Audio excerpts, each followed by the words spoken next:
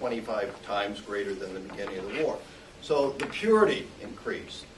Meantime, the price dropped dramatically to get high ones. And these drugs that were being supplied to us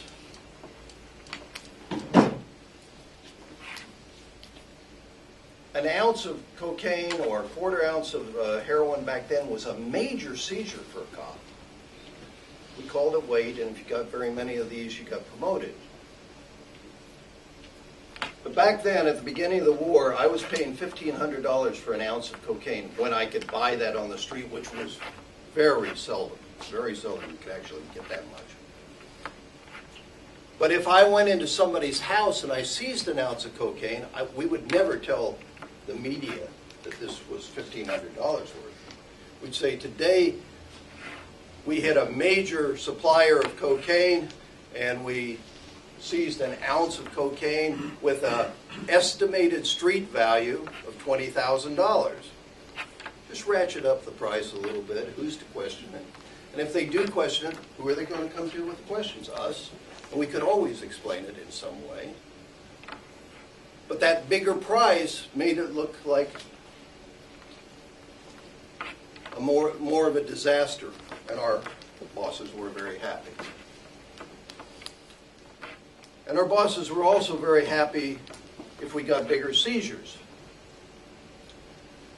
So what most of the officers did was, say we went into your house and we seized an ounce of cocaine, we would also pick up anything that might be considered cutting agent, quinine, milk, sugar, lactose. And say we got an ounce of cocaine and 4 pounds of lactose. Someplace between the seizure and the state laboratory, that would all magically become cocaine. It's very easy. You just drop the little package in the big package, you shake it once, and as far as the state's concerned, it's all cocaine. As far as our bosses were concerned, they were just happy as could be, because this showed that this war was absolutely necessary and that the money would keep flowing. And I'm sure with all this lying we did about our statistics, well, I know, I experienced it. 2 or 3 years down the road, we didn't have to lie about anything, because we had more drug dealers out there than you could shake a stick at. And I think we created most of that. We created it by advertising this thing and making drugs this big, huge thing in the media. And I'm sure there were a lot of people, especially in our ghettos of the big cities back then, that had no education, had no jobs, no hope for the future, who looked around and said, wow, look at this. Everybody's selling this apparently, and look at how much money there is to be made in it. An ounce of cocaine is worth $20,000? So we brought in all these people selling drugs. And very quickly we moved from arresting young people who were accommodating their friends to arresting drug dealers who were selling to a lot of people, to arresting then a little higher level distributors that were distributing to the whole state, and then eventually we started arresting people who were importing these drugs, and we started dealing with billion-dollar heroin and cocaine rings. I don't believe any of that would have existed had we not done this the way we did it.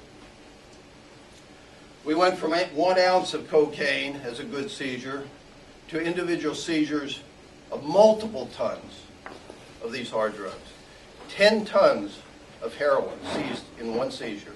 20 tons of cocaine, one seizure. And nothing changed on the street, except the drugs continued to get cheaper. They continued to get stronger, more potent, and it continued to be easier for our children to access those drugs.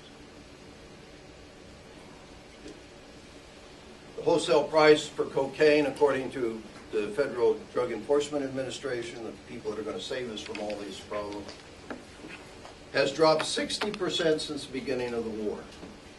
And the wholesale price for heroin is down 70% since the beginning of the war. Now, if the war was doing anything constructive, those prices would be going up, not down. Heroin overdoses were 28 deaths per 100,000 from the beginning of the war up to about 1979. And then they had increased by now to 141 deaths per 100,000. That's a five-fold increase in deaths. We're going the wrong way here. And the reason for this tremendous increase in deaths is because, let me tell you, I lived 14 years on the streets with those folks, and I can tell you nobody dies of an overdose because they shoot more and more dope. That doesn't happen. The reason they die is they don't know how much of that tiny package of powder they're buying is really the drug and how much is the cutting agent. You get too much drug in that package, you're dead. And in an illegal, unregulated market, they will never know what's in that package. You know, the same thing happened under alcohol prohibition in my country. And it only took us 13 years to figure out what a terrible situation that was and end it. But under alcohol prohibition, alcohol poisonings reported to our hospitals under the prohibition increased by 600%. That's when things like bathtub gin were invented. No control whatsoever over how this stuff was made. Some people were using wood alcohol instead of grain alcohol, which is a deadly poison. You'd drink this stuff and go blind, drink it and die. Had nothing to do with the drug, alcohol. Had everything to do with the fact that there was no longer any control or regulation over it. And it's exactly the same thing that is causing these overdose deaths today. And imagine what happens if you're a heroin user and you're out there dealing with one person who's supplying you the heroin. Maybe you've been a user for 10 years. And you know exactly how to work with this heroin you get from this individual. And then one of us cops comes along and arrests that person.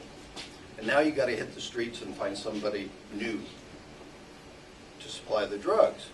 And perhaps that person that's new supplying the drugs is supplying at a level of potency that's 3 or 4 times the amount your first person was.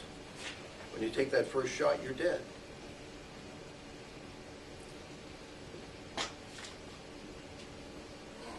We talked about the number of arrests, how we went from 415,000 first year of the war on drugs up to 20 years later, we quadrupled the number of people we were arresting.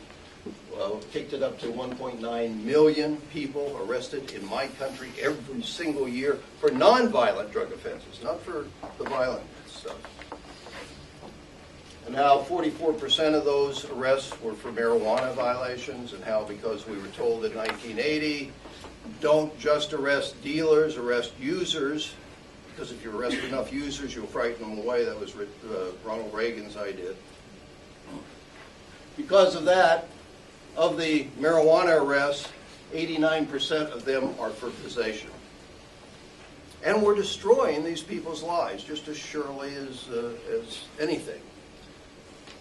We put them in a position where they can't feed their kids because we take away their driver's licenses. If we catch someone with even a marijuana cigarette, they lose their driver's license in my country.